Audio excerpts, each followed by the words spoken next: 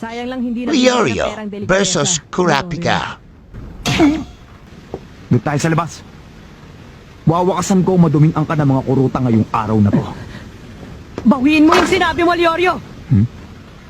Bawiin mo yung sinabi mo. Mr. Leorio sabi,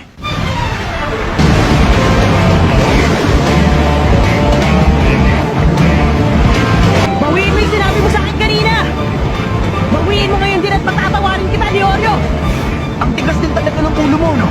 Ikaw ang unang nang bastos sa akin. Kung akala mo maatras ako, mas mali ka. Walang sisihan.